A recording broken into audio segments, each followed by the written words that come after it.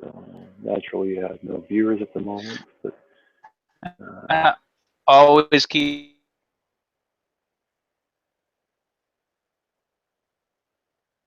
stream now. Where?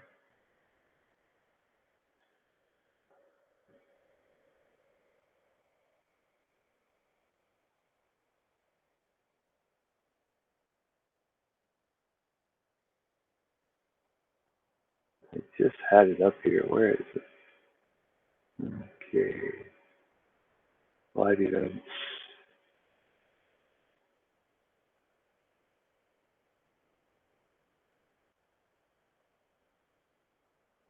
There we go. All right.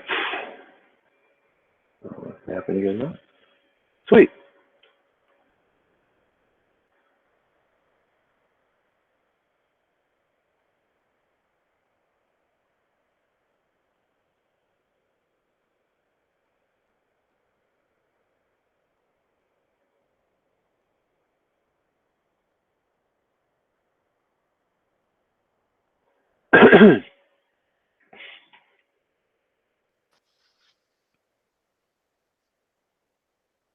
Hello, Clutch. Welcome back. Hello. No reasonable explanation for that.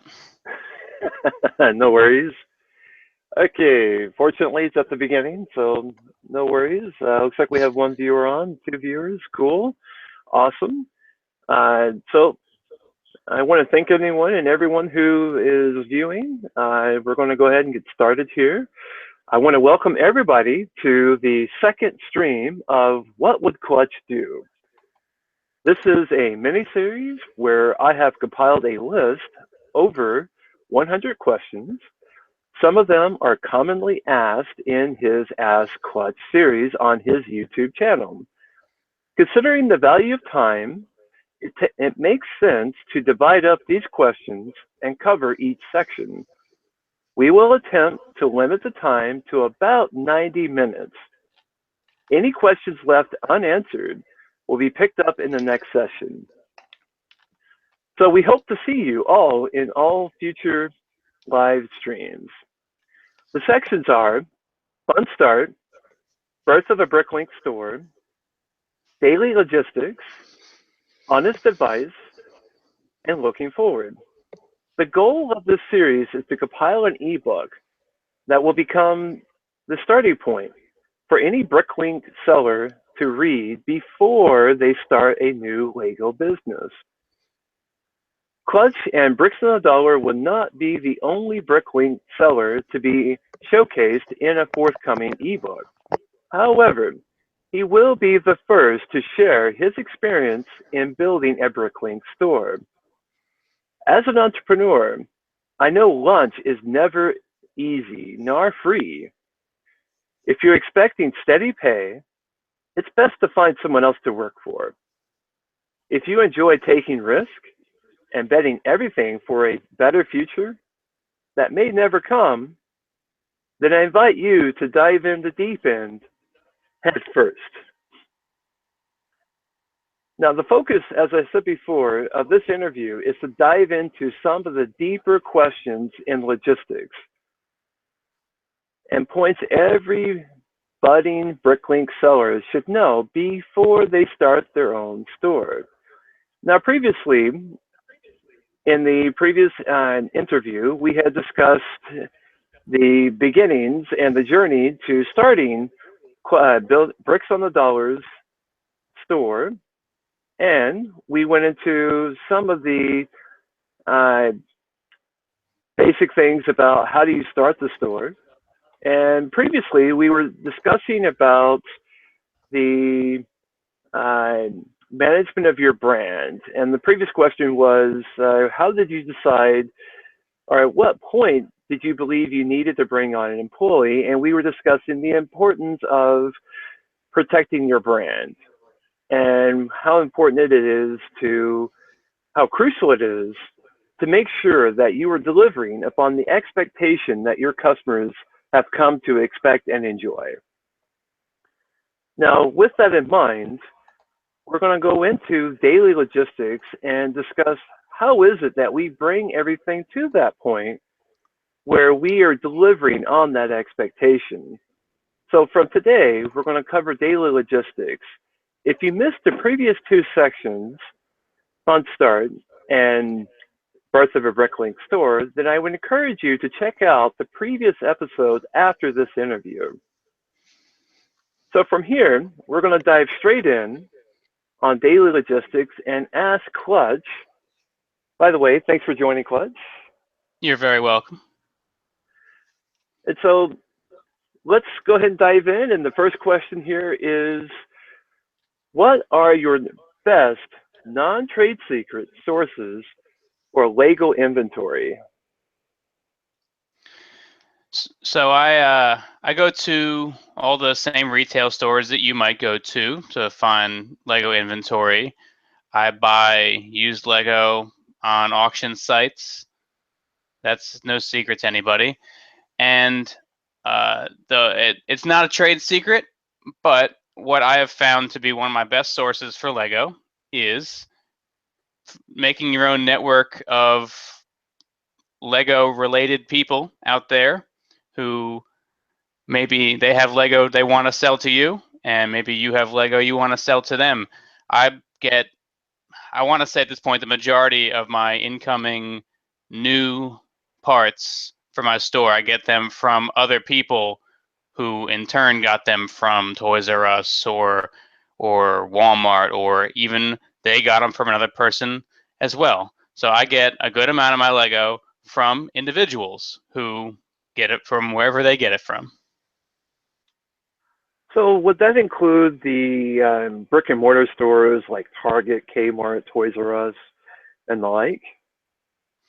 Yes, I go to Target, Walmart, Toys R Us. Toys R Us is good because everyone thinks they're overpriced, but if you know what you're buying and you're there on a Thursday with their credit card or any number of coupons that they always throw out there, you can get some pretty good deals, especially if you want to get a lot of something. Toys R Us is probably the best option if you want to get a lot of something, unlike stores that might only put out so much of it at a time. Toys R Us will have a lot more of it out there. I go to Kmart rarely. There's only a few left. And what was the other place I get Lego from? I don't know. I just found some sets at Costco the other day. They were half off. I don't know why they wound up there. There's any number of places that sell Lego in a minor capacity. Costco. I wouldn't expect to see anything at Costco. That's interesting. That's the thing, is sometimes you'll find it where you least expect it. I know a lot of people don't have Five Below. It's based out of Philadelphia and it's on some of the East Coast. But they recently got a deal with Lego where they're stocking all of the oldest Dimensions fun packs, and their gimmick is they don't go over $5. So all the original fun pack wave series, whatever, is at Five Below for $5, and it changed the game up when they got that, and people on the West Coast couldn't have it for those prices, and people on the East Coast were getting lots of them. Yeah, you're right about Toys R Us. They typically, especially here in Japan, are extremely overpriced from my view. On the other hand, because of that perception and because they do regularly overprice many of their items, it's easy to find things there. For example, that like the Technique racing truck, which Lego no longer produces. It's been retired, but I could still find that set there at Toys R Us here in Japan, whereas I can't find it anywhere else except for maybe Bricklink. And there I'm going to pay 2 or 3 times the original retail cost to buy it, whereas Toys R Us has it at their original overmarked price. And so that's something to consider as well, perhaps. Definitely. You can definitely keep an eye on the appreciation of recently retired sets, and then keep in mind Toys R Us might still have them, and even if they're overpriced, they might, if the set grows fast enough, be a good deal. I know a Toys R Us near me had Prince of Persia sets on the shelf until pretty recently because Wow. they never clearanced them. They might have found some more in the back, but they just They claim to have the largest Lego selection in a single store, and it's because they hold stuff a lot longer than 2 years. Would you ever recommend buying sets from eBay for resale? Does that make sense? It could. eBay might be useful for that in if somebody finds something on clearance at a regular store at Target, let's say, and they're not in the Lego game, they don't really know what they have. The first place they might go to try to flip that would be eBay. And although it might not be a great deal, you could potentially get some good discounts from people who are buying really low and selling right in the middle of the road, and then you would buy it and sell it high or hold on to it for a while. Okay. So how about bulk lots? Have you ever used Goodwill Store or Craigslist or eBay to get bulk lots? I used to pick up a lot of bulk lots from Craigslist 3-4 years ago. That seems to be harder to find them on Craigslist now. I also have a pretty big fish in the pond near me, that being cheap ass Bricks. He's kind of got it on lockdown. I do buy a good amount from Goodwill. It it launched. It was a great place to buy used bulk, and then it got really popular, and the prices all went up. But now they kind of have settled again. I go in there very casually. I buy. I bid on things. If I win them, I win them. If I lose them, I lose them. And it gives me a good source of used bulk coming in. And I can generally, since it's auction based, I can tailor when I'm buying it, when I'm receiving it, and then I can also schedule when I'm going to clean it and when I'm going to sell it before the next monthly cycle of doing the same thing again happens. Okay. So as you going back to the beginnings, as your store grew, can you go into some of the growing pains you had to deal with, specifically more with how did you deal with your inventory? Did you buy resellable bags? How about moving the store and reorganizing inventory? Can you go into a little bit about that?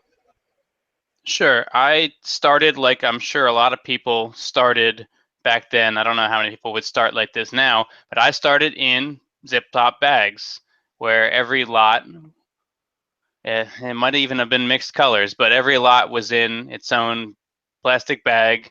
Sometimes I would sort those bags by general type of part, but at the time I had a large plastic footlocker, and all the bags were loose in there.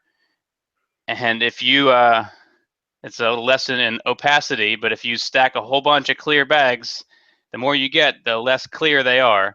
So Very true. it became hard to find any of those parts in there. Not that it was ever easy to find the parts in there, but I definitely started with the clear plastic bags. I then moved into the stack-ons. I'm not sure what caused me to buy them in the first place. I may have just seen them on at Kmart. Kmart will have between 0 and 3 at any given time on the shelf. I think I had another brand of just drawers for nuts and bolts, that kind of thing, when I was a kid, and I still have that somewhere, but it's a more rigid plastic. It's a little bit smaller, but it's still 60 drawers. Having that might have caused me to go out and look for something similar, in which case I found Stack-On. But I moved to all Stack-Ons, and I got large enough lots I had to move to shoe boxes. And then with the Joker Steamroller part out of 2014 or whenever that was, I had to move to even larger shoe boxes. So I went from the plastic bag mess all the way to one lot, one container, four different size containers, and I've always wanted to have it be so streamlined that anyone could pull an order, no matter how much experience or how little experience they have. I could bring somebody in, I could tell them these numbers are sequential, and everything in the order comes in sequentially with uh, ranked by the drawer number. All you need to do is find the number and count, and you can pull an order. Okay, so I'm sure that reorganize your inventory was definitely a fun event. um, maybe you can tell me otherwise, but I would ask, how often did you have to consolidate your inventory? Let's see, how many times did I change it over? I went, everything, as I mentioned in the last video, was by part number, and I had a used section and a new section. So there were instances where I had the same part in used and new, and it would be in two different places, but those are two different lots, so that's fine. I think the colors were mixed at that point since the drawers had the part number rather than the just a sequential number on them. So I did the new first.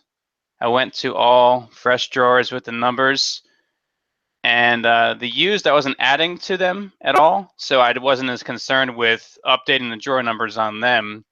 I did later update the drawer numbers on all the used, but I still had them separate for some reason. So it's 1 through 600 used, and new was much larger at the time. I had 1 through several thousand new, and it wasn't until I clearanced off all my used because I was going to get out of it before now, which I'm back in it, but I was going to get out of used. I clearanced it off. I got down to one stack on, so 60 or fewer lots of used, and I realized there's no reason for me to have these be a separate 1 through 60 than the new 1 through 60.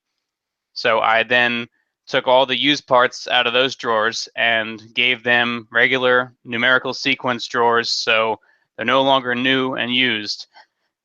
The physical changes I made to the store were probably easier to do than the virtual changes which I had to make. All the used were just a drawer number. All the new had the letter N before the drawer number. So I had to, at one point I realized there's no need for me to have that N on there, and I'm the kind of person who is going to get rid of that N on every drawer since I didn't really need it. So that was a fun experiment, going through all the lots and just kind of cleaning up every remark. But that's what I have an employee for. Now, I realize that you started out of your apartment and then you moved your entire inventory. You did that, what, twice or more? It's been a few times. I started it at college in an apartment at which it was just the sets. I then I had an office at college at the radio station. It was my office, so I could do what I want with it. I moved the inventory there, and that's when I started doing used parts. So I had up to 20 stack-ons at the time, which was still still a lot compared to some stores. But I had 20 stack-ons employed there at the radio station. So that was the first move from the apartment to the station. Then I moved it to another office on campus. I just kept abusing space that was given to me on campus. I moved it to another office where I was doing wasn't quite an internship, but it got me internship credit. And I also had my store in there. It actually was facing the TV studio on campus. So people in the studio could see through a wall of stack-ons, and everyone wanted to know what that was about. That let's see, I moved it, after that internship was over, I moved it back to my apartment, and then and it's been growing the whole time, so every move is harder than the last one. I then moved it home from college right after I graduated. And then 2 months later, I got my own apartment, so I moved it again there. And then 2 years later, I moved it to my next apartment where most of my videos took place. And then I think it was only in there for about a year until I moved it into the warehouse.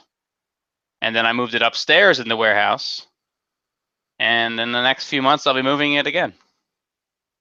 Wow, that's quite the hassle. It's a lot to deal with. So, what would you say is the motivating factor behind all of these moves? I mean, from college, it seems pretty obvious, but right now you have a what seems to be a pretty nice location from the last tour I saw. What's motivating you this time to move again?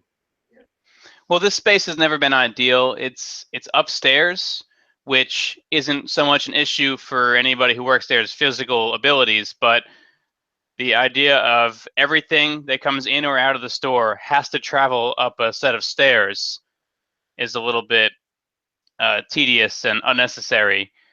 It's also close to the ceiling in a large warehouse, which is not that climate controllable. So in the summer, you're closer to the ceiling. It's going to be hot, even if the air conditioning is attempting to run out there. And in the winter, it's just cold all the time. So I really would like to move to some place that can be more comfortable. It's not deadly in there, and if we need to, we do run the air or the heat. But I would like to move into some place that's more hospitable, more office-like than warehouse-like. Okay. Now, over the years, I imagine you've developed a strategy for sorting and parting out your Lego. Can you share a bit about that strategy? How do you sort? Is it by color, part type, category, some kind of combination therein?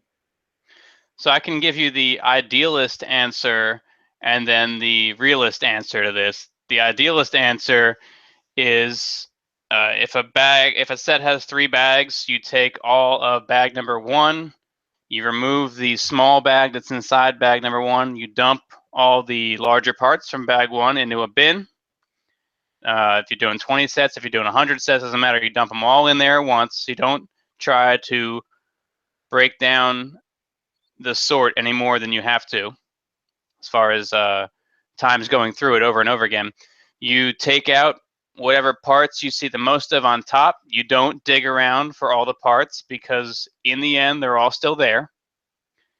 And once you're not seeing that part prevalent on top anymore, you pick a new part and you start working on that one. It doesn't matter if you do all the same color first or if you do all the same part type first. It's all going to be there in the end, so you should work the most efficiently.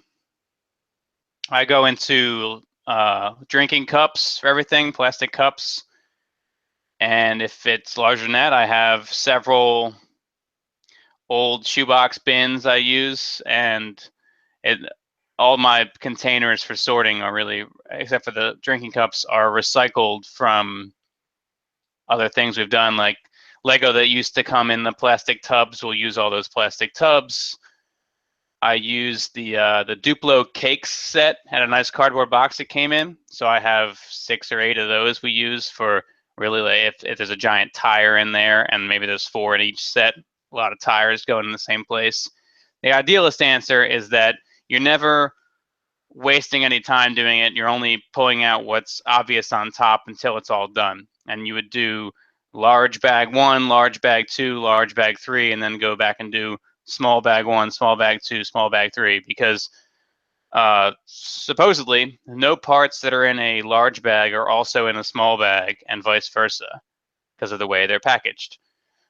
So that's the idealist answer. The realist answer is you try not to get fatigued by doing it. You pull out whatever parts you want to pull out. If you want to dig around a little bit and find them all, that's fine. If you want to work on clearing out a particular color so that you wind up having only black parts left, that's not great, but that's fine, whatever. It probably slows the process down a little bit, but you're going to be a lot happier doing it. Okay, so how about lots? If you only have one part for a single lot, how do you weigh the time cost effectiveness of storing that part in your store? The effectiveness of doing that really comes in if you are doing a whole lot of that same set. Plenty of sets have one copy of one part in them.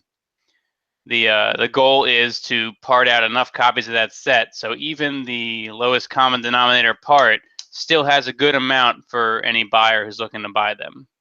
So it really dissuades you from parting out 1 or 2 or even anything under 10, really, of anything. So when you're parting out sets, do you need to have the same number of bins as lots the set involves? If you are looking to put a set away in your store, you should have the same number of containers as lots available to you.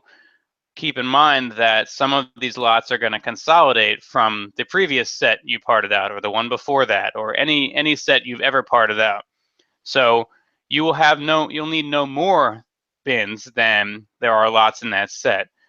But you could need a lot fewer, especially if you've parted out that same set recently. I parted out one set a couple months ago, and I parted it out again recently, and maybe 10 lots were new, which is another way of saying somebody bought them all. Somebody cleaned those lots out, but only about 10 of them were going to be brand new to the store and not consolidate. So how do you manage that consolidation? At the beginning, I know last time you mentioned that Brickstore offers, does not give you the foresight to help you consolidate until after it's synced up with Bricklink. However, how do you manage that? Do you just simply assume everything is a new separate bin when you're parting it out, or do you just leave them in your cups, look it up in Brickstore, and then try to consolidate? How do you manage that? You don't have to completely upload them to Bricklink before you find out what consolidates and what doesn't. You actually do a test run of an upload from Brickstock into Bricklink. At that point, before you click submit, it will show you what consolidates and what doesn't. At that stage is when I will put away, I'll go and dump every cup that consolidates into the bin or the drawer it needs to go into, and then I will look and see which ones I still have. Everything still in front of me didn't consolidate, so I'll go grab a bunch of empty bins that I have. I used to leave the drawers hanging open if it was empty, but now I just completely remove it. I have a bunch of cardboard boxes full of empty drawers. They're all numbered still, and there's gaps where those numbers would go, so nothing is confusing. Every drawer has a home. So I'll grab as many drawers or bins or whatever that are empty as I need. I'll assign the drawer number in the remarks field in Brickstock. I will get rid of the upload that I didn't complete because I don't want to submit that one. Go back to Brickstock. Everything at that point, some of them are away already. Other ones have their fresh drawer numbers, and maybe I even put those away. I walked over and I put those away as well. Everything should be good.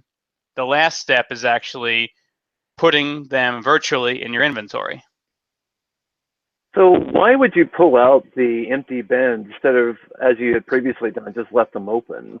What if, what benefit do you get out of that from an efficiency point of view? So first thing is you can't risk bumping into them and knocking a bunch of drawers out. If you were to knock a cabinet hard enough, you might knock down the cabinet and not just knock out some of the empty drawers that are hanging out of it.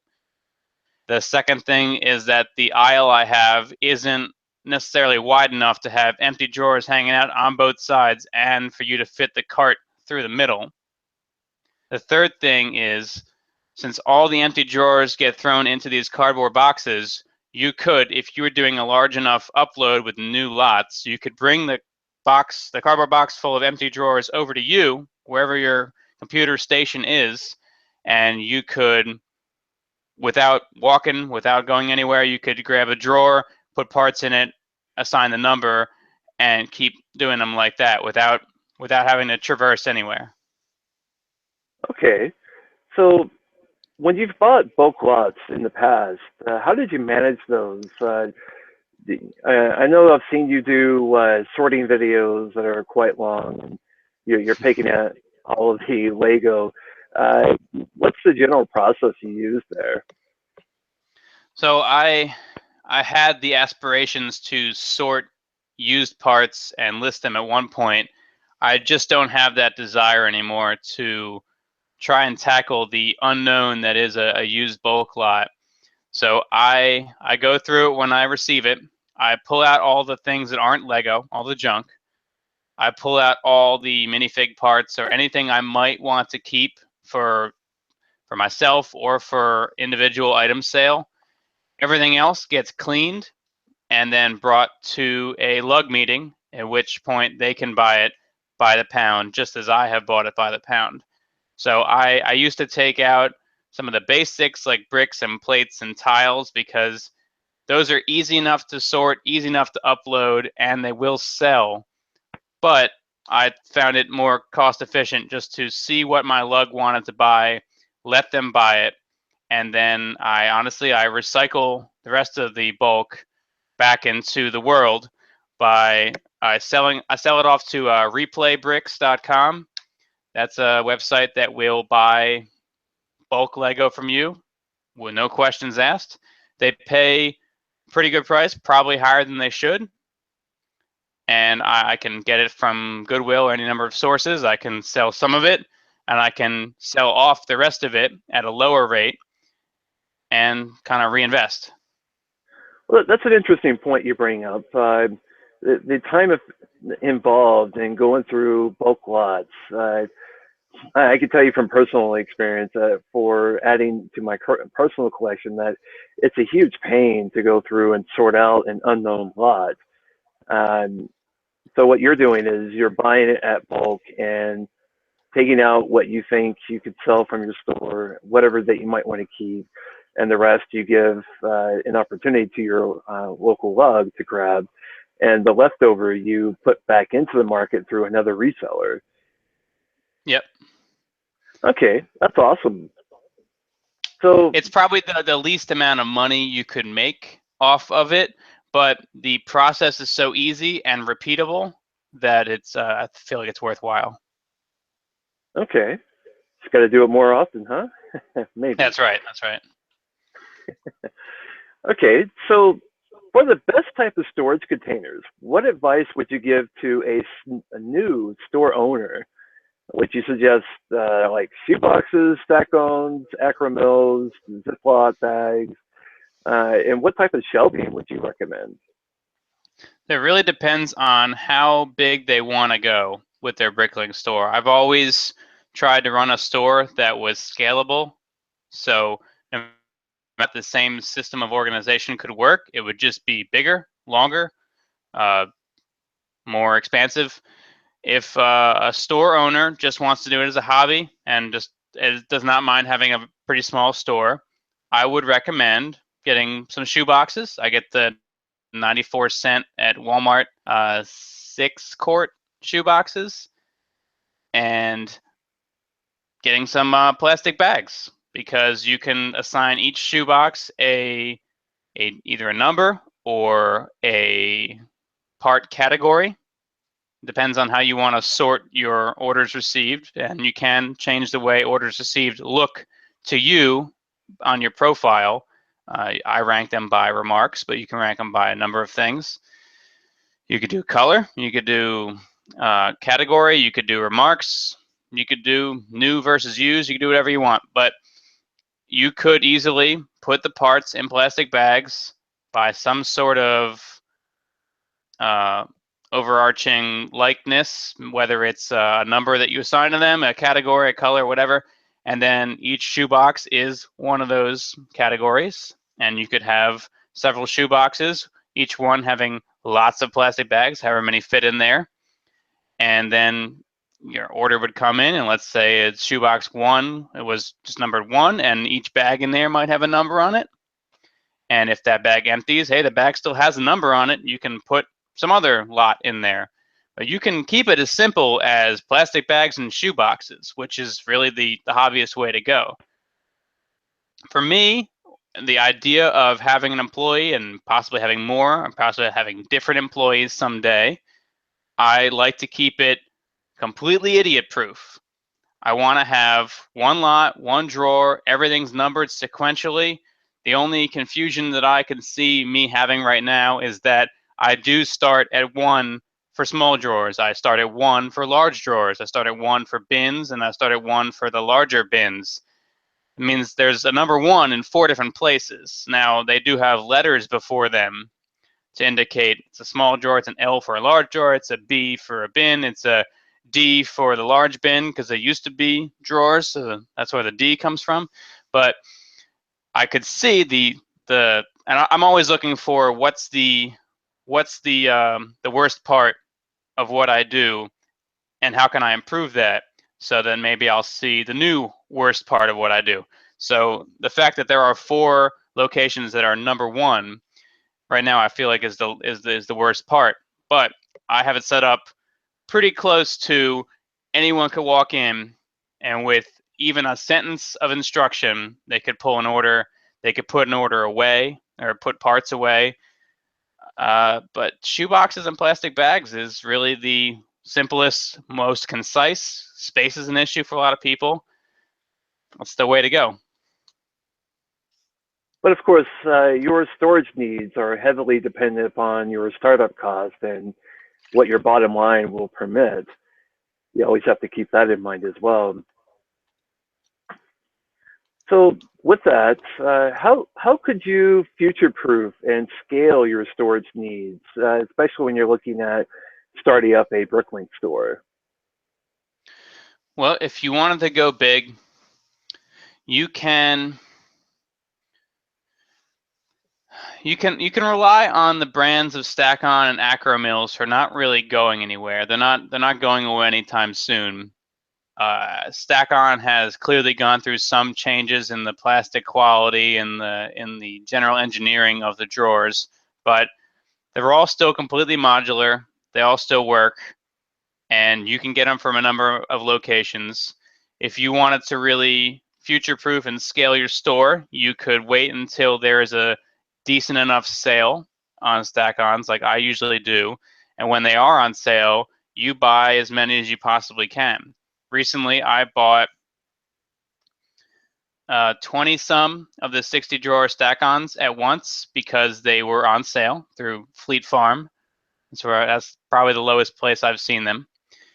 And I did not need 20 of them at the time, but with my current construction of my Bricklink store inventory, I had the space for about 20 more of these Stack-Ons, and I wanted to, at the next good opportunity, complete that row of Stack-Ons, whether I start using them eventually or not.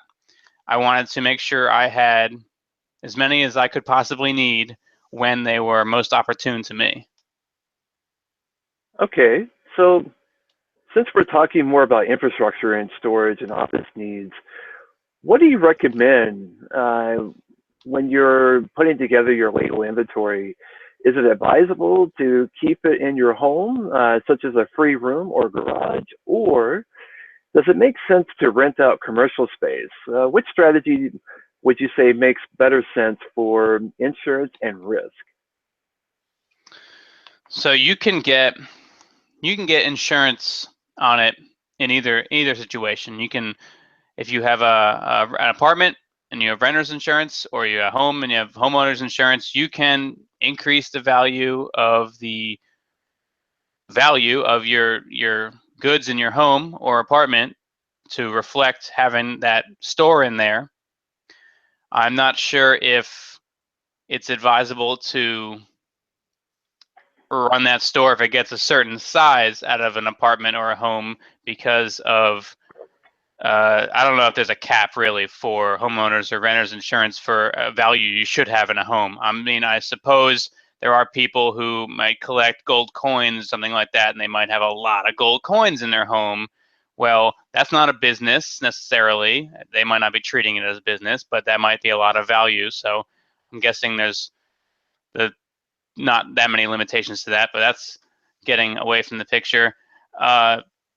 Doing it at home versus doing it in a commercial space, I would always advise doing it at home, especially if it is self-run or family-run. If you plan on having employees, any number of them that are not related to you, I would recommend getting some other place where everybody can go and work, and where it feels like work more so than it feels like your home or visiting a friend's home. I got the commercial space because I ran out of room. I ran out of room in my apartment, and I was starting to get some part-time employees at the time. So I had a good opportunity to get the commercial space. So that's when I moved out there. I was able to expand endlessly at the time because I had as much space as I really wanted to take up, and it allowed me to start better organizing my parts as well as figure out what I wanted to do with used parts. But I would recommend doing it at home if that's what fits with your vision for where the business is going. So, what do you recommend when looking for a place to store all your inventory and sell it? In a commercial space, if you are going to move it out. Well, let's start with home. Let's say you were to, uh, like, we know one particular seller who bought a trailer and renovated it and did it that way. What specifically do you look for when you're wanting to have a certain amount of space? Gotcha. A spare bedroom is always a good option. You're going to want to utilize the vertical space as well as you can. So if that means attaching cleats to the walls and then attaching stack-ons to those cleats to protect the walls somewhat, I mean, you're going to be putting a whole lot of holes in those walls. So you're going to need a good stud finder. But attaching stack-ons everywhere you can, making good use of vertical space. If you're short, I'm sorry. I hope you have shorter ceilings, like I did in my last place. Um, let's see. If you are going to, anywhere you put it, you're going to want to have good lighting, especially if it comes to identifying used parts. If you're going to be doing a lot of used part work, you're going to want as good a lighting as you can get. And I know I still have some dead spots in my warehouse where there's not enough light. Now, these aren't areas where I'm looking closely at parts, but it is areas that do deserve more light than they're getting right now. So good lighting, a bedroom can do just fine. I would say something you can lock. So the doors are always good. If you're gonna do an outbuilding, then same thing, lighting, climate control, the ability to use your vertical space as well as possible. If you have, it would be difficult if you were in a place that just had kind of steel framework as the walls. If you didn't have wood, if you didn't have anything you could attach to, that would be a little bit cumbersome. You could put your stack-ons on shelves rather than mounted to anything. I used to have them sitting on shelves rather than hanging from these screw holes in the back. But unless they're freestanding, everything has to attach to a wall somewhere. Kind of answers some of the question. So, what about a commercial space? We mentioned it's great if you're able to start from home, especially if it's a home run business or family run business. How about a commercial space? What do you look for when you're trying to find a commercial space to work out of? So commercial space is a bit easier to manipulate. The home space, you really don't necessarily want to ruin anything about that space. It's your home. For the commercial space, you can run wires like crazy. You can put lights wherever you want to put lights. It's almost like a blank slate. I am currently looking at more warehouse space versus office space. That's a price issue rather than a convenience. If uh, I was looking at a place that would be several style rooms, and I was starting to get skeptical about how the business would operate smoothly in several rooms instead of one large space. That's fine if one of the rooms is sorting, but if the inventory itself is in several rooms, even if they're all next to each other, that would kind of slow down order pulling and general upkeep of the store. So I would say if you could start with one large space and kind of build it out the way you want to build it out, like the trailer. Having it one large space with optional, I don't know, office, maybe like a video area, obviously a sorting area, a shipping area would be nice. And you can build out the lighting however you want in that kind of space. I have a fire marshal's delight right now of extension cords and floodlights, the aluminum dish floodlights. I don't see any issue with it, but they do. Okay, so what have been your biggest three hassles regarding first obtaining a commercial store space and then second managing that store space? Moving in general is definitely one of the hassles. I've had to learn how to move, and the solution is as much shrink wrap as you can get. But moving isn't free. Moving isn't cheap necessarily, and if you can get help with it, all the better. I wouldn't recommend moving a store my size alone, so I'll be looking forward to calling on people to help me with that.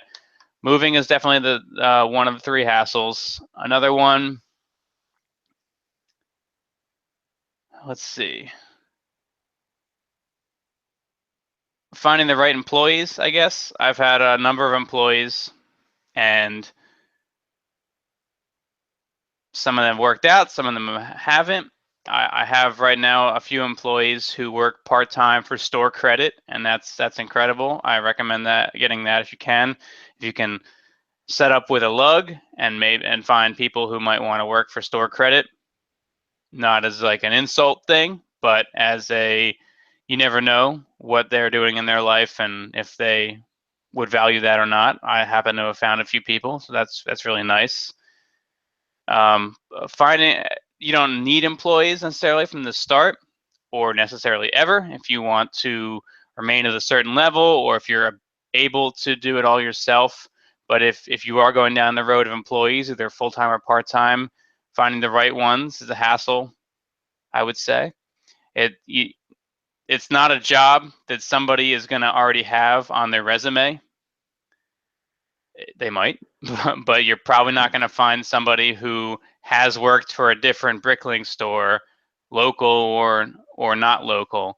So getting the point across of how it works is tough. It should be just your general pick pack operation, but everything is so small. There's so many different items you're stocking, and you're going to want things done the way you want them done, especially when it comes to presentation and customer service. So getting employees is a second hassle. Let's pick a third hassle now. What was the general question was hassles in what? Obtaining store space. Obtaining storage space. Well, that wasn't real. Number two wasn't really that. But, let's see. So I might suggest location might be an issue on your travel time, perhaps, and perhaps go into maybe some of the legal issues. Trying to find a commercial space that would actually offer for you to rent it out. Yeah, you might not be in an area where real estate prices are a good deal for you to get a commercial space. I know where I am, it's all right.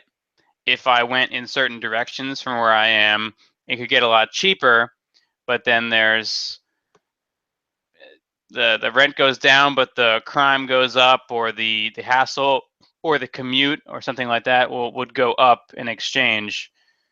I know there's different tax rates for working in different areas, but for me, if I was to, let's say if I was to move the store inside of Philadelphia, I could still have my apartment or a PO box or something like that be the business address, and then I wouldn't have to pay the higher rates for Philadelphia. Just things happen there. I pay the rent there, but the business is elsewhere. But that's probably not something I should talk about. Well, we can go into more legal aspects a little bit later. Okay. But yeah, it was a two-part question. It was first getting the store space, and then second managing that space. Well, I'll throw that employee one over the managing section. Managing it. Let's see. Well, if it is a warehouse, no matter what you have in there, things are going to start getting dusty, and you need to clean up as often as you can. If you have a particularly lot of people going through there, like a big staff, it's gonna. I don't know why I'm talking about cleaning up the space, but I've had my employee sweep up before because it's been a while, and you never know what parts you're gonna find on the ground when you sweep up. But I employed a clipboard for sign in and sign out at one point, just because I wasn't always around, and I had part-time employees who they might have been coming in for 45 minutes, and that's it. That's what they had to give. But I wanted to make sure that I could pay them accordingly without me necessarily being there. Maybe I went out to lunch and they came and they worked and then they left all while I was out somehow. And I wanted to make sure I was managing all their time best. And so I started a clock in and clock out sheet. And it doesn't need to be any more complex than a piece of paper on a clipboard. Okay, so kind of moving on a little bit here. Do you see any value in keeping pre-counted lots in baggies, say increments of 50 or 100 per lot? I do see the value. I know there are parts I have that I have way too many of, and I've been thinking lately of looking at the average numbers sold per transaction in the last 6 months and raising the quantity buy to something slightly higher than that. So if somebody's going to buy this part at the average amount that I've been selling, maybe they buy a few more of it. It's similar to when I had all my prices be 1 cent above average. It's not going to be a noticeable thing necessarily, and it would help bring the average up for all sellers. I've been thinking about doing that lately, but then that's leading me down the road of you have to buy 110 flick fire missiles at a time. And people, in my experience, have either wanted like 4 or none. And just because a few times 1,000 of them sold at once and the average has gone up doesn't mean I'll necessarily sell any at that point. I'm kind of torn between, do I want to update the quantity buys on high quantity items or not? Because I would rather sell some than none. And I don't know that I'll sell any if I'm forcing people to buy 100 of this or 100 of that.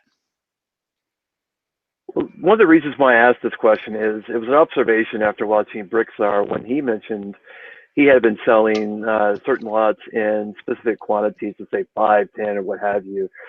And he found himself after a while just breaking open those little bags to just sell 1 or 2 because he wanted, like you say, he'd rather sell some than sell none. And so that's why I asked this question. Is there any value in dealing with those baggies? And do you see any potential hassle such as what Brickstar has had to deal with? It all comes down to if you want to sort them out when you're sorting out a set and you have a cup full of that part and it's the kind of part that you're going to want to sell by quantity, you have that extra step there of bagging it by that quantity and putting them away. And your work is then up front rather than later. Instead of pulling 10 from the bin of 1,000 when somebody buys 10, you pull one bag that has 10 in it from the 100 bags that are in there. So it depends on when you want to do the work and if you think that's what the customer is going to want. And that's a valid point. It's a matter of how much time it takes to pull the order. Okay.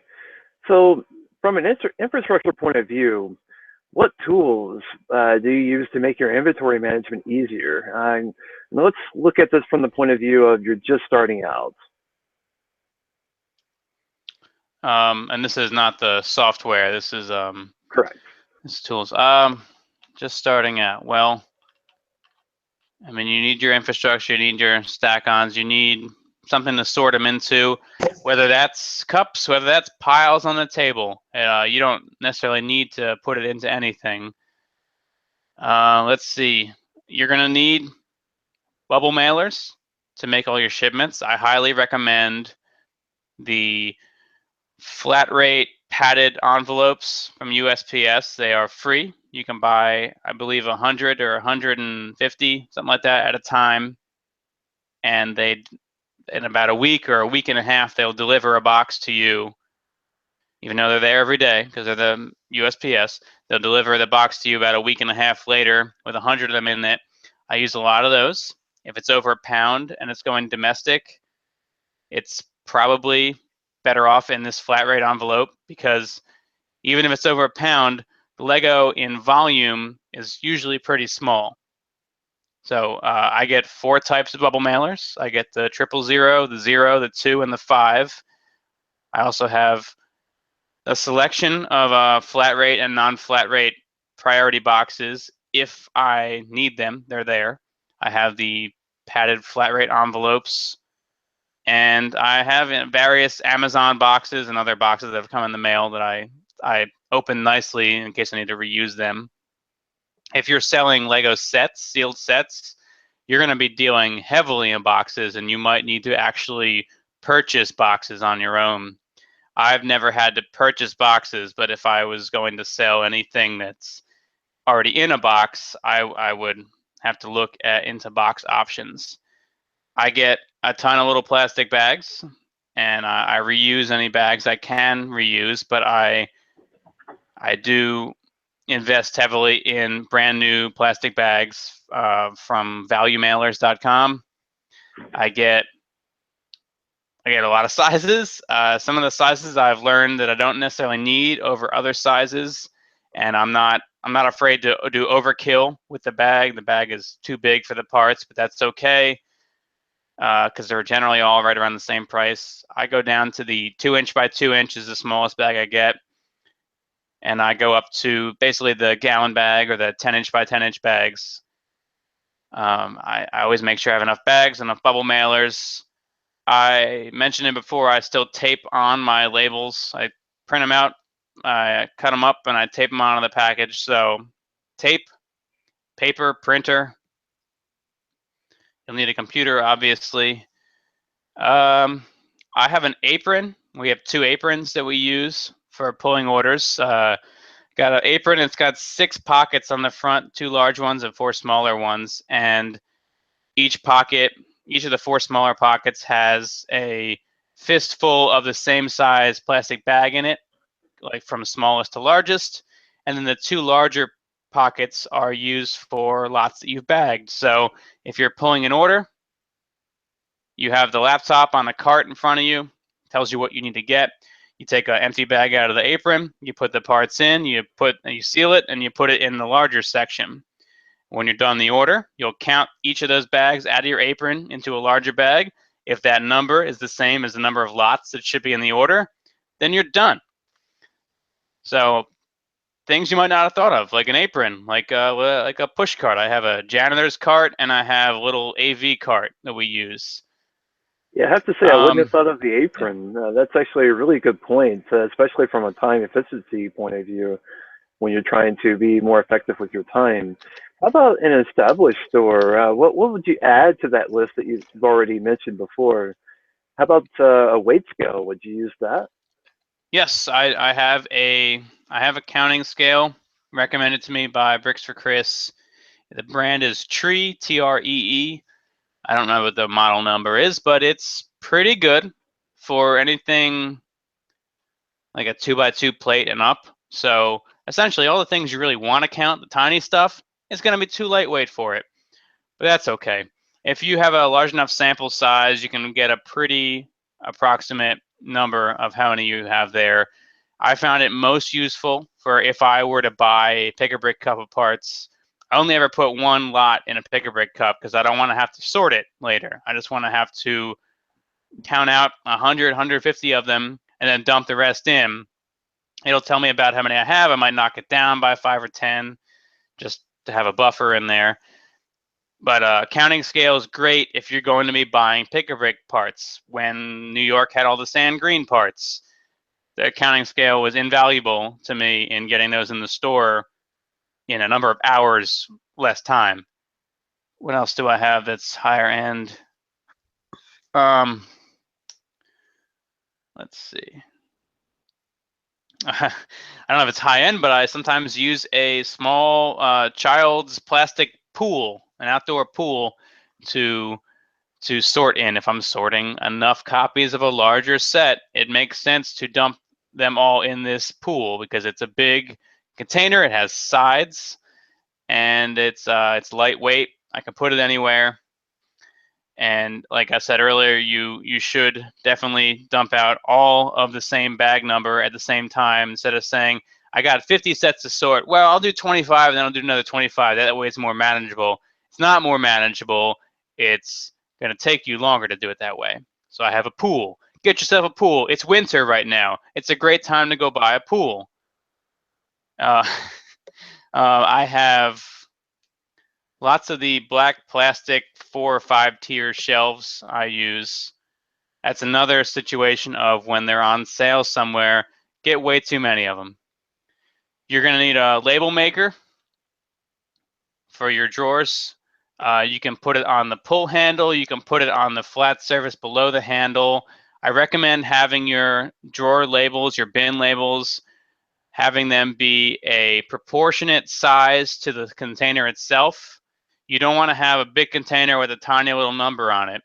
You want to be able to see the number on the container proportionately to how big the container is. So if you're far away, you can see a bigger container's number easily. You can go right to the right spot. If you're close up for a smaller one, which you would need to be, you can zoom in on it that way. So label maker, label paper for your printer. I know I don't print shipping labels, but I do have the 12 label 8.5 by 11s that I feed through there for the larger labels that I put on my bins, on my large drawers. I'm sure there's something nifty I'm not thinking of, like the apron. Well, I was thinking, I have a weight scale myself, and I was just thinking how awesome it would be, and this is sort of a wish list if I could ever find such a device. Um, it would be awesome if the device itself could remember the weights of all Lego elements, even by the year, and I could just punch in the element number and pile on the parts for a full count. That would be great. And you also have to keep in mind the color. The colors might weigh different, slightly different, but if you get enough of them, it might be a substantial number. We had an order today for the pirate cutlass piece, the old pirate cutlass in dark bluish gray. I came upon a lot of them, and I had a lot of them in my store. But somebody bought 500 of them today, and that was a dent in how many I have. They're in a shoebox, but that was not something we were going to be able to count on the scale. So John had to count out 500 of those pirate cutlasses today because that's what the person wanted. Oh man, yeah. So I was just thinking, if such a weight scale existed where you could just plug it into a computer or whatever, and it had access to a database of Lego elements, that would be fantastic. I'm sure that exists. It's just more money than I wanted to pay. It might. If not, then somebody creative out here, if not myself, should make it happen. So, okay, at what point, if ever, would you ever consider automating your pools? There's so many variables to that. All pieces are different shapes and sizes, and some of them roll, and you're not necessarily going to get a um, uh, the foolproof method of saying, wait a minute, that's not what's supposed to be in this drawer. Human error put the wrong thing in this drawer, but that's not what's to be in here. And maybe your automated pull has a light sensor or color sensor on it, but with enough technological advancement, I'm sure an order could be automatically pulled. But I would So see, go ahead. I was just going to say, it almost sounds like you were saying, "Oh, sure, if you're a multi-million-dollar business, go right ahead." You could. I could sooner see a Amazon style automation than a full on robot arms pulling out cassette tapes like in Rogue One style automation. In that Amazon will bring the shelf to a human, but the human will then pull the right item off the shelf, and the robot will take the shelf back. That could be a thing where individual stack-on containers come to you and you count it out. But that's I would love to know or do the equation to find out how how much volume and how much money you'd have to be earning with orders in order to make it justifiable to automate it to that level. Okay, so if you're just doing this out of the home, you would probably never do automated pools. Your automation is your kids doing it for you. Exactly. Okay, so how do you ship to your customers? I know for a while you shipped from home, and how did you register to or get the post office to come by regularly? So they didn't come by regularly to me until I was in the warehouse. I would I would bring all my packages to the post office, which was a short walk from my apartment in the past, or I would put all the packages in one of the USPS collection boxes, which have always been living in an apartment area. There's a lot of them around. They're not that hard to get to, but I would put them all in a collection box at the end of my complex. And only when it was too large for that would I take it to the post office if I wasn't already going to the post office. Back when I used to buy postage at the post office like a chump, I would I would walk over there with all the packages and take care of that. Then I started putting them in the collection boxes unless it was too big. Now that I'm at a commercial space, you can, or I believe you can register with USPS.com to have them come pick up from you as often as you'd like. You tell them how many packages there are and what the weight is, total weight of all the packages, and what speeds the packages are going at. And they'll come and they'll get it, and you'll get an email saying they came and they picked it up. Now, if you have a repertoire with them, by doing this long enough, they don't really care about how many packages are actually being picked up, what the weight is, or what the speeds are. I have a generic, like, 2 of this, 3 of that, 5 of that, whatever, come get it kind of thing that I schedule 3 months at a time going forward until it runs out.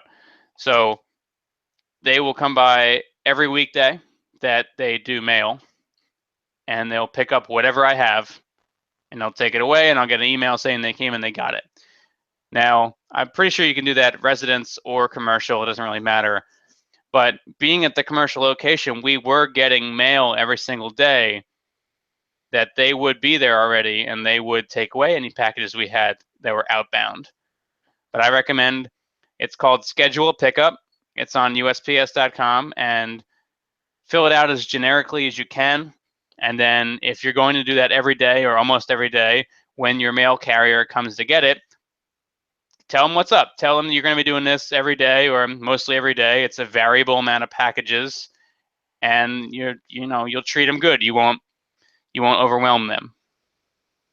Okay, you previously mentioned that you would recommend new sellers to buy bubble wraps and mailers and the flat rates envelopes and the like. So when it comes to shipping, do you recommend recycling all your previous plastic bags and any boxes that you may have? If you if you need to reuse items, Like I've seen bubble mailers get reused, plastic bags get reused all the time. Boxes definitely get reused. If you order anything from Amazon, you're going to have a nice box to reuse, unless it gets smashed on the way there. I would definitely recommend reusing as much as you can. It's only at a certain point that you're going to want to start buying all of your own items, or maybe you want branded packaging, or maybe you want to only ship in fresh material. And it's not only a prestige or a value thing, but it's also a how many orders are you pushing out the door? Can you possibly get enough recycled material to handle the demand that's going out the door? Because you might be shipping out more bags than you are taking in. At some point, you're going to have to buy bags and all that stuff. And I recommend finding a good location to get them from. I buy them all in bulk. I buy them all online. And I think we all started by going to Walmart and seeing a 5-pack of bubble mailers and going, all right, cool, that'll last me for a week or something like that. But that's the highest price you can possibly pay for them. And if you're planning on doing this, you should plan on paying as little as you can for them. And I don't mean as little as everything's free, everything's reused. It's going to be a cost if you're going to run the business. But make Right. sure it's as low cost as you can have it be. Okay. Well, as we're talking about cost and risk, would you agree that the risk in running a Bricklink or eBay store is the same or similar to a brick and mortar retail store? Considering managing your inventory, shuffling credit, when your purchasing power, dealing with customers. I think the risk is probably lower in running an online store, online Bricklink store, than a retail store. Not because of the liability and the insurance types you're going to have in a brick and mortar store, which it's a heavier insurance you're going to have to get if you're going to allow customers to come into your store and buy from you directly there. So that aside, I think the risk is lower on an online store because you have the ability to get out if you want. You have the ability to liquidate your inventory, and if you were to liquidate the inventory in a brick and mortar store, you're still only catering to the same local demographic. And when you're selling online, you're selling to the whole world. If you liquidate your online store, you're liquidating to the whole world. I think the exit plans for an online store are much better than the exit plans for a brick and mortar store. Plus, there's the lease you would have for a brick and mortar store is probably going to be more strict than the lease for a commercial space or your own home. So, how about dealing with customers? You mentioned the insurance is higher because you have to handle customers and handle certain unexpected or undesirable situations. How do you deal with, um, well, let's just call them undesirable customers? Well, from an online sales standpoint, I'm always really good about making the customer happy. I know I've seen store owners who are just starting out and they're hot-headed. They really don't want to back down from a customer who's being unreasonable or unfair, and the seller knows that they have no fault in this issue.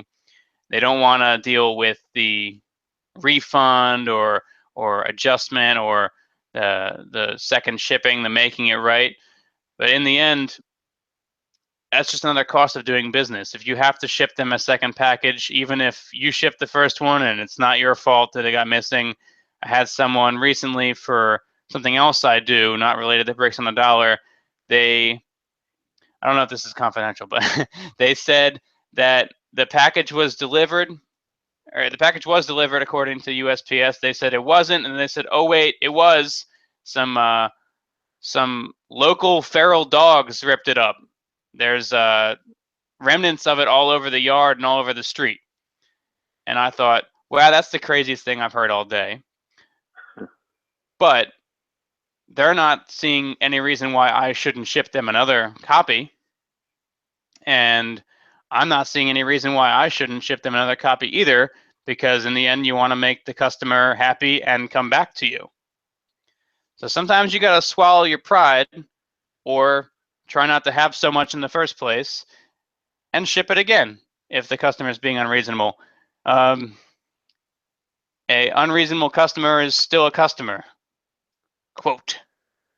Well, of course, you have to weigh that with the value of what it is you're having to deal with and whether or not that's within your budget to ensure that that customer continues to be a repeat customer.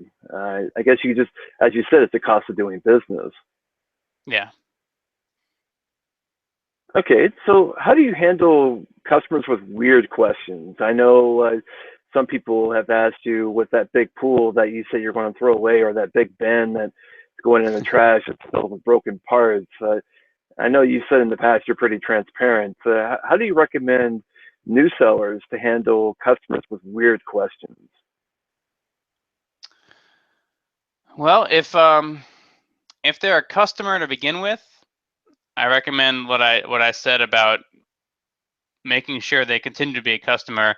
If this is not necessarily a customer, if this is somebody who wants something of you or wants you to do something that you're not already doing with your business, but they're not yet a customer, I think you need to evaluate how likely it is that this person is going to be a customer of yours or not. Because while customer service is important, it's also important to manage your time appropriately and how much effort you should put into customer service.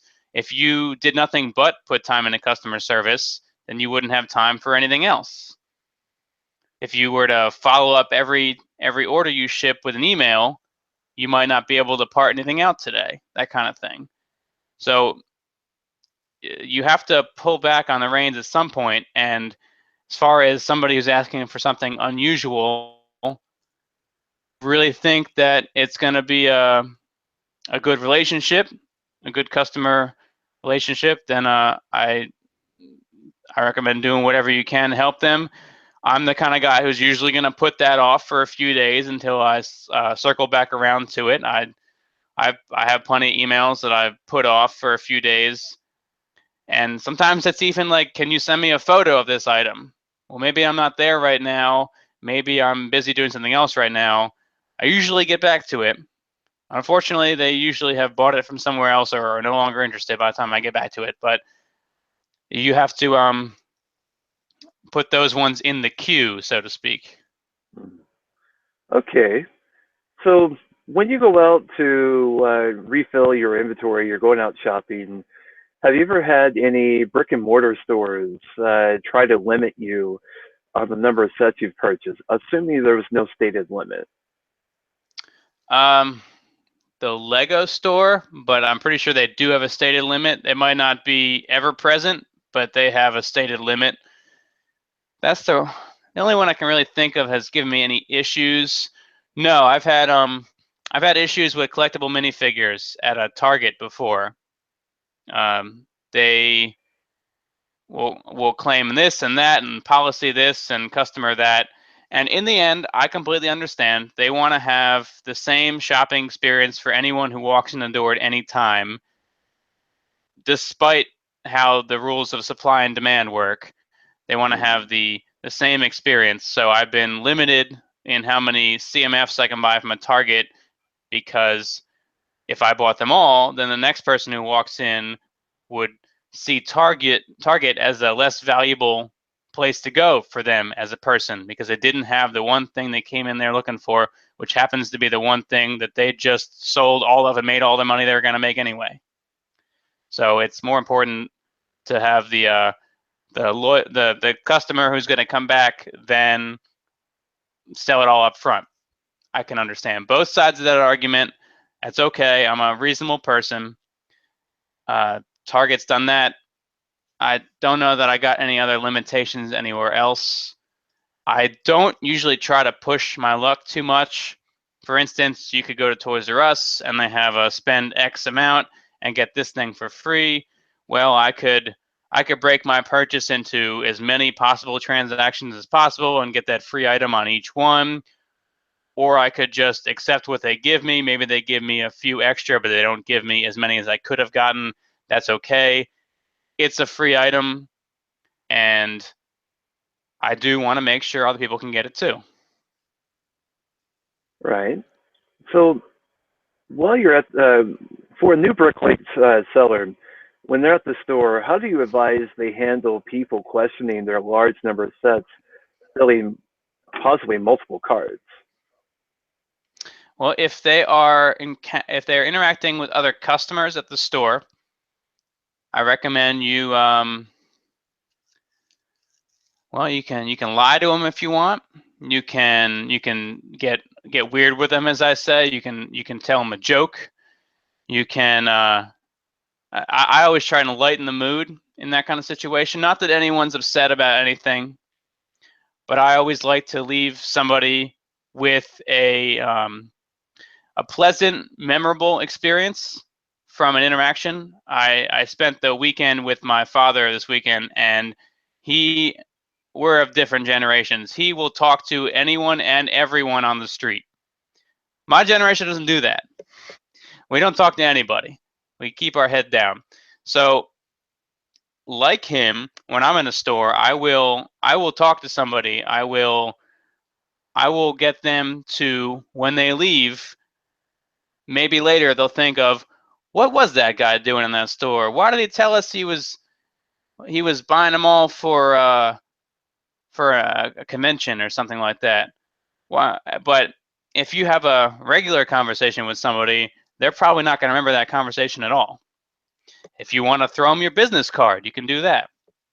If we're talking about a customer service person, a cashier, a manager, something like that, I would I'd recommend complimenting them on how good of a deal that item is right now. They're not going to see that as a we did something wrong or you're doing something wrong. They're going to see that as we did something right. Say, this is a great deal. I wish I could get more of these. They're going to think we did a good job. We were successful. We sold the product. This guy's happy. We're happy. So, never really That's said an that. excellent point to bring up. Always be sure to leave a positive experience with everyone around you, regardless of how odd they may think your behavior is. Like when you're in the store, you always have to purport yourself the way you want your brand to be represented. Would you agree? Yes, that's a much better way of saying what I said. Okay, so what again, talking about shopping and the like, do you target specific sets to fill inventory holes, or because I know we mentioned a little bit previously about metrics, how would you go about that? Well, I think one of the worst things you can do is go hungry shopping. You go out, you don't know what you're going to get, and everything starts looking pretty appealing to you.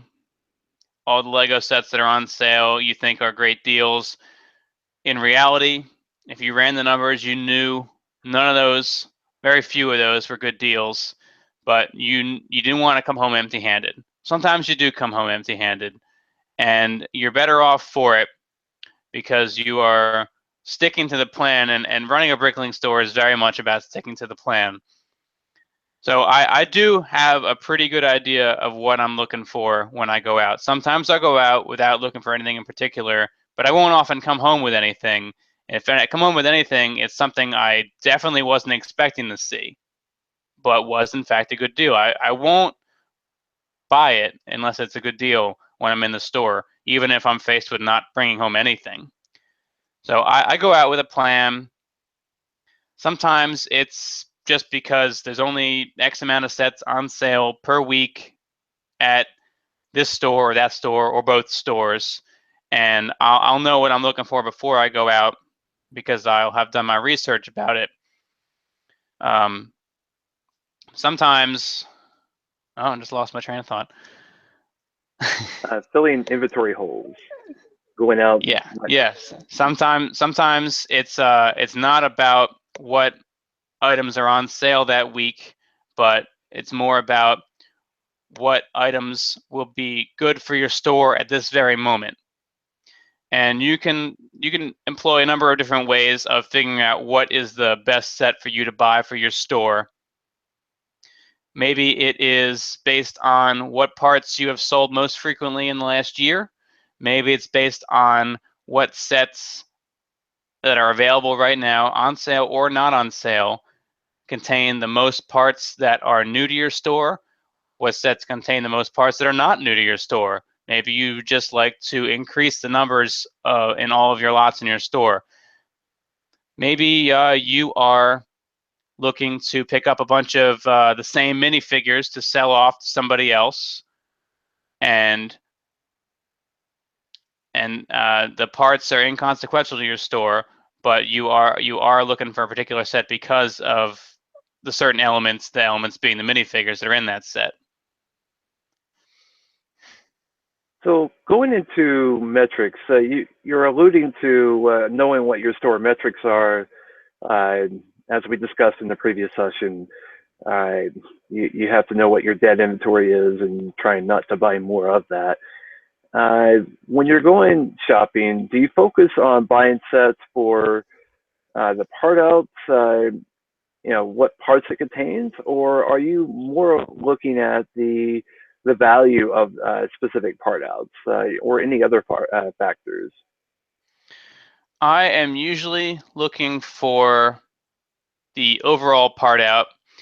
It'd be nice if Bricklink could give you a part out value minus the minifigures, or if at least it would break it down. So total part out, minifigure total, not necessarily parted out, but minifigures, and then third thing being just the parts, and then the second two add to be the first one. That would be nice because sometimes I know I'm just going to sell off the minifigures immediately after I get them, and I would rather just know what is the value of the parts in this set, because some sets are the part of value of some sets is really heavy on the minifigures and everything else is junk uh, proportionally.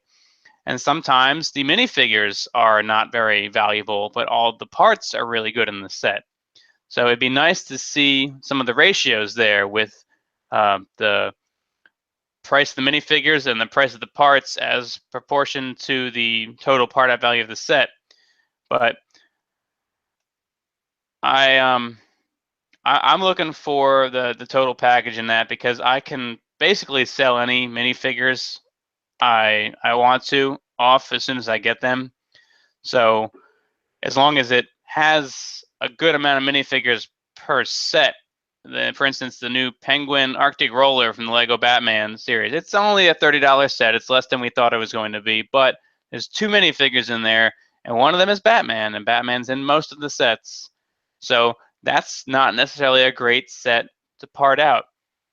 However, if you are buying that set from another seller who just wanted the minifigures for some reason, I mean, I know the reason, but there's only two of them in there, so I don't see that being a set that's going to be purchased that often. But if somebody was going to sell me just the parts from that set, I think that would be a more ideal situation for me than buying the whole thing and having to deal with there only being too many figures in there. Getting into the investment at the level you want to get into it at. So I Okay. definitely factor in how many minifigures are in there. But other than that, it's for me, it's just the total package. I haven't yet looked at buying sets based on how many lots are in my store and not in my store, although I really think that is a valuable thing to know. Okay. Maybe something for you to work on going forward. So previously, you mentioned that you started selling to Pinlug almost from day one. And I know you were working with BrickFest Live. Have you ever taken your store to a Brick Fair? I sold at the first Philly Brick Fest as a vendor. I have sold during the yard sale portion of Brick Fair in Virginia 2 or 3 times. I was said to have the most professional yard sales set up at the event because I set up a yard sale booth as if it was a regular vendor booth. I didn't have a regular vendor booth, so I had to go big in my own way. But since and I've sold at a few like toy shows and auto shows and things like that. I set up a booth with minifigures and this and that, and fill a cup with bricks kind of situations wherever I can, where it's cheap enough. But I've never really had an inventory that was set up for in-person sale. I think that those are two totally separate things: an in-person sale inventory and a Bricklink inventory. And I don't think you should mix the two.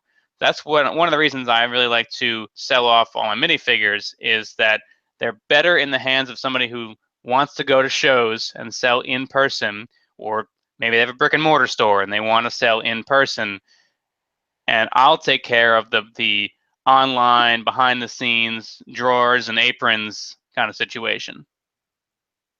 Right. So as you're pointing out, they're almost two different worlds of the same coin, or perhaps two different sides, you might say.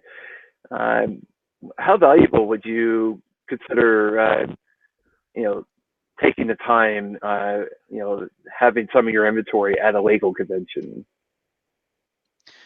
Um, if you had the equipment to sell in person, if you had lots of minifigures, if you had some sealed sets, if you had unsorted Lego that you wanted to sell by the pound, I think it is worth it. Not only for whatever sales you may make, you might not be too hot in sales for. It all depends on what you bring, and the person who sells in person is going to invest differently than you are with a Bricklink store. They're going to invest for items that are better for in-person sale when you're investing for how many parts can I get. So it's worth it for whatever you make from it, as well as the exposure. Somebody who's buying Lego from you, sealed sets, minifigures, parts, whatever, they're going to be interested in the fact that you have more, and the more you have is not able to be here. If they buying Lego, then they're interested in pieces. If they're interested in pieces, they might be interested in your store. So what would you say is involved in getting that inventory to a convention? And do you still use Bricklink? Let's say you're taking your Bricklink store with you to manage that sold inventory. Are you asking about bringing your entire store there? Well, that's a valid point. How do you, if you were to do that, how would you suggest doing so? Um, you could say you wanted an exit strategy. You're going to a very well populated convention. I would bag every one of your lots, the complete lot, in a bag, and price each bag however you want, proportionally to what the total lot would cost in your store. If you're getting out, obviously you're going to price it lower. If you're not getting out, but you are looking to slim your store maybe, then maybe you price them the same as if they're on Bricklink, and somebody has to buy the whole lot of the time. You get home afterwards, you only unstock room the lots you still have with you. And you don't have to worry about counting anything necessarily, unless any of the bags were opened. You're kind of making a clean sale. That'd be the cleanest way of doing it, is bag all your lots individually, price them all individually, and what people want, people want. I know Cal Brick Lab in California has had good luck at conventions selling a gallon bag full of all the same larger Lego element that maybe it's a really terrible mover on Bricklink. Take Joker steamroller wheels and sell a gallon of them at the show for more money than the total number of parts in that bag actually cost on Bricklink, because it's a different market, and there's something about volume and seeing it right in front of you. So what other issues and logistics should one consider when selling at a convention. I know in my experience when I've gone to previous conventions, there's a table cost where you have to buy table space and what have you. Uh, would you be able to elaborate on that? So there's a table cost, but you really could compare that to your rent or your utilities at your home or your commercial space, whatever you've rented for your store. You could it's essentially the same style of cost for you. There's also the fact that you're going to have to take credit cards. It's not a big deal. Taking credit cards isn't as scary as it sounds. There's several companies that offer readers for your phone for taking credit cards. You could also, I mean, if you really want to refuse credit cards, you can do that. I don't recommend it, but you could take PayPal. That it takes longer because you're gonna have to start a conversation with somebody instead of just swiping their card. But you can take that. You're gonna have to have cash on you. You get change ahead of time, which is never fun. Um, let's see. There's theft, which that I chalk theft up to being cost of business, cost of doing business. But theft is something you're gonna encounter at a live event that you wouldn't encounter in your spare bedroom Bricklink store. And there's lodging. If, say, this thing you're selling at is not near where you live, you're going to have to do lodging. You're going to have to eat food that, unless you brought food with you, you're going to have to eat food that is inherently going to be more expensive than if you were at home or if you brought it with you. I mean, you can find some really cheap food, but it's often a convenience thing when you have limited time because you're selling at an event. And finally, you're probably going to have an employee for the simple reason of sometimes you got to step away, take a phone call, go to the bathroom, eat your lunch, anything like that, get more product out of your vehicle, anything like that. So even if you are a one-man show at home or in your commercial space, you're going to have somebody to help you, even in a small capacity, if you're going to sell in person. And all excellent points. So, how about getting that inventory to a convention? What would you recommend on that? I know you've dealt with Brickfest Live and some of the organizational aspects there. What has been your observation of vendors coming to that event and how they got their inventory there? Well, sometimes a vendor it depends on what they're bringing, but some of the vendors have very quick and easy setups that I've seen it be as little as 2 to 3 bags, 2 to 3 checked bags on an airplane. We have one vendor that comes in via Southwest. They have all the free bags you can eat, and they can set up and tear down their display really easily because it's all in 2 or 3 roller bags.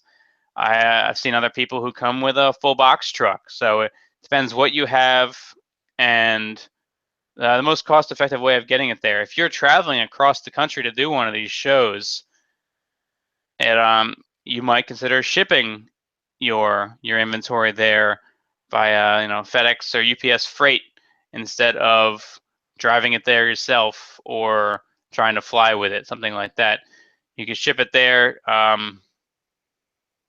You should expect there to be the cost of doing business in that you might lose some of it to damage or probably not theft, but it could get damaged on the way there in some way.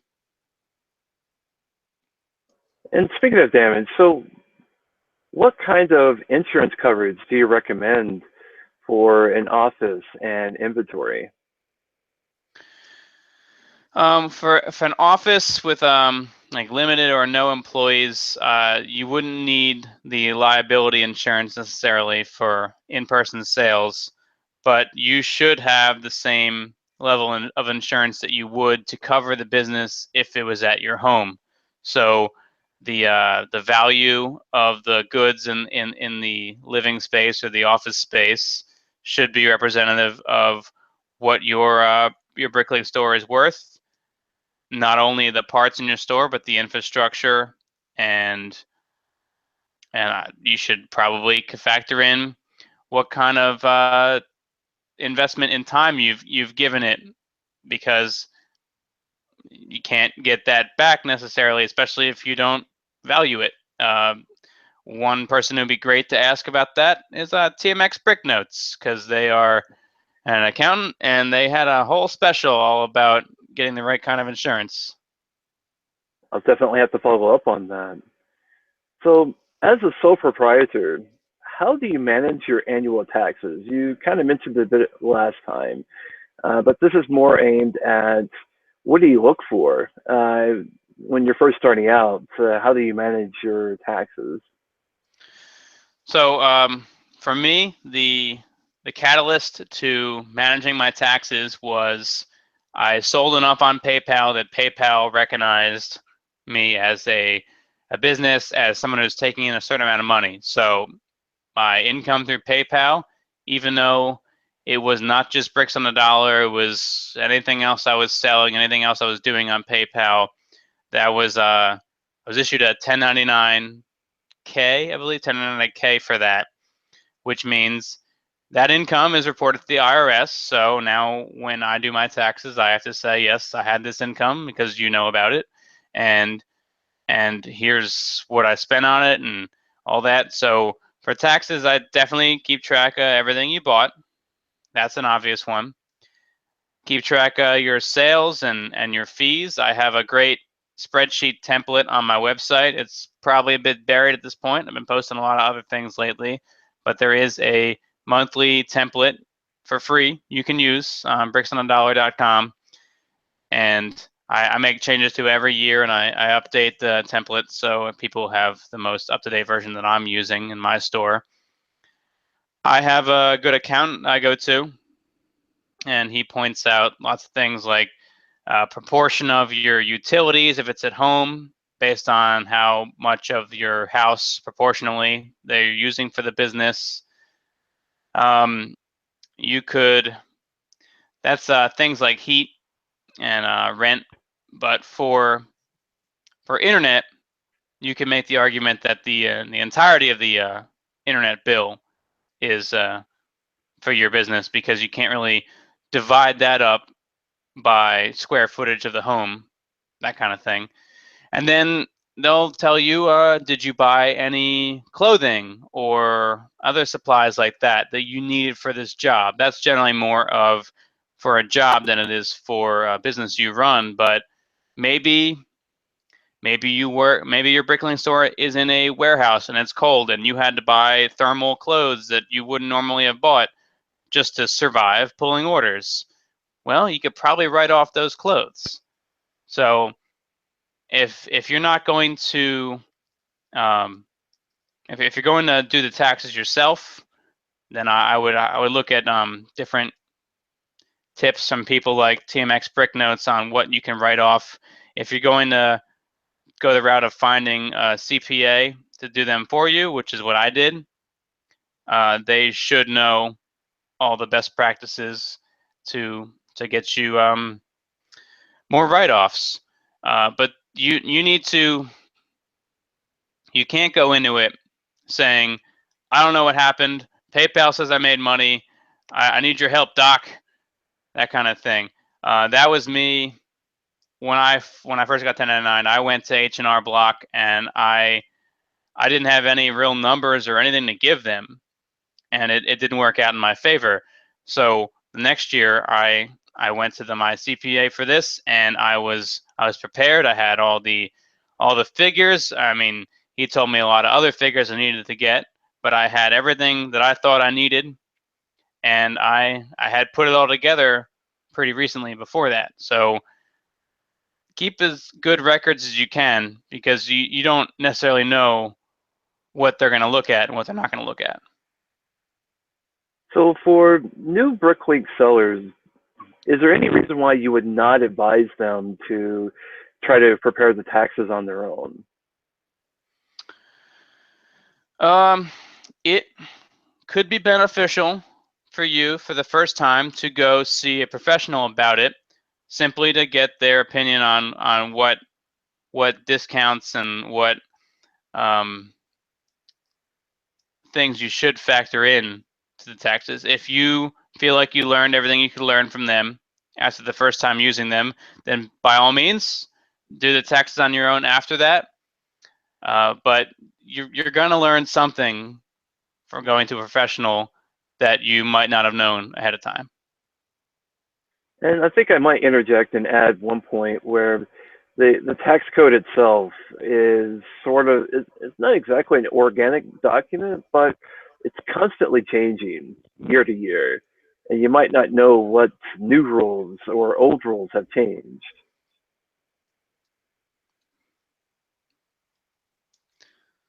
Very true. And a professional is going to have to know what has changed. Exactly. Okay.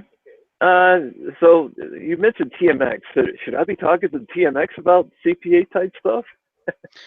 He is an accountant for a company. He's not a tax guy, but he can tell you all about Bricklink tailored answers to what you should write off and what you should account for.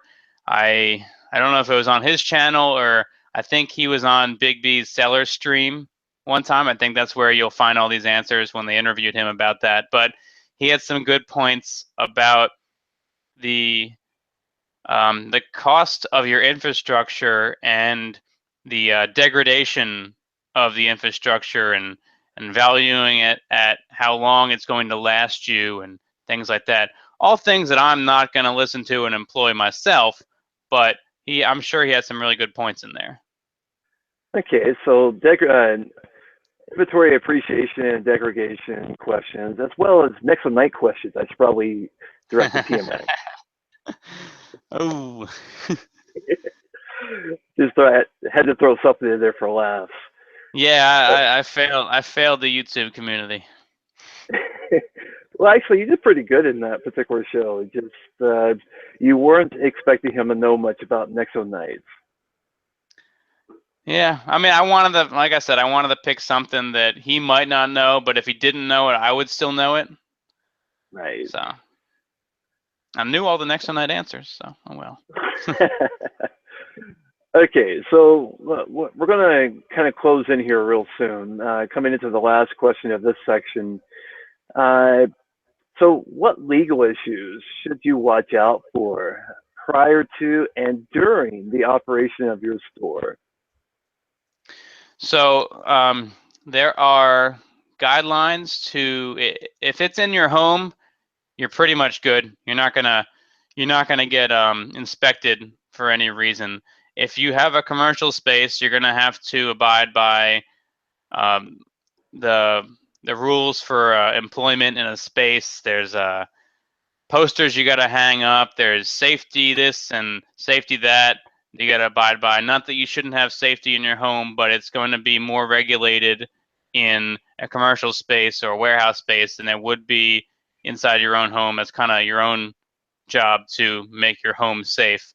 So if you're in a commercial space, you do have a lot more regulations that you'll come to know that you have to do. As far as the legality of having employees, I have opted towards the 1099 independent contractor route for my employees. If they make over a certain amount in a year, I pay them all under the table to begin with, keeping in mind how much I've paid them for the year, and then at the end of the year or the beginning of the next year, right now I have to create 4 1099s and a 1096 for my business, which I learned about all this last year after my CPA recommended that I definitely need to 1099 them because otherwise it's income I should have but don't have.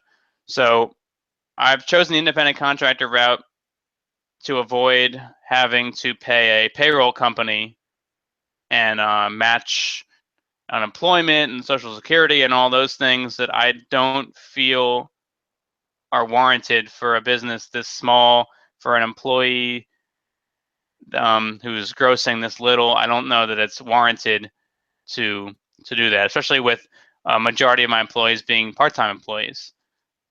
So I have to I had to read up on these tax things and get the right forms. But other than that, if it's at home, you should be fine. If it's at an office, there's I mean, you'll get a knock on the door someday by somebody from the quote unquote the township who will tell you what you are doing right and what you're doing wrong. So what about getting a tax ID? And how about filing business permits? That was another thing that my CPA set up for me right away. I actually had to change it at one point because I moved into a different county and all the rules were different there. So I had to change that. But he's been very helpful in setting that up. It's a one-time fee to set that up, and for a sole proprietor, I believe you can use your social security number or a tax ID for that. So it's not that big a deal if you're going to stay a sole proprietor. But that's another thing that you might not know you have to do until you go see a professional about it. Okay, so for your commercial space, you were not required to file any kind of business permit for operating in that space? I'm not, because I'm renting space from somebody else who most likely had to do that. In my next place, I believe I'll also be renting space from somebody else. I'm renting the smaller. In my next place, I'm gonna be renting the smaller portion of a commercial space from the person who's paying the lease. So subletting is great for having you fill out less paperwork and just write a check instead. Okay, so what about insurance? What types would you say are required for a commercial space? Um, Again, as a subletter right now, I am covered under the insurance the building has. I haven't yet had to figure out what insurance I might need to get on my own. I see. Okay. But you did mention, like, if you're running a home, you definitely want to add value to, or declare more value for your goods in your home, so that way, if there in an unforeseen event where it gets destroyed or what have you, you can somehow recoup some of that cost back. Yes, I'm assuming the business commercial space version of that is very similar, but I haven't done it myself, so I don't know if there's anything else to it. Okay. So you could say there might be a little bit of risk involved there where you're making the assumption. I'm not sure if you've had the time or taken the time to research what risk are involved in should something happen to that warehouse.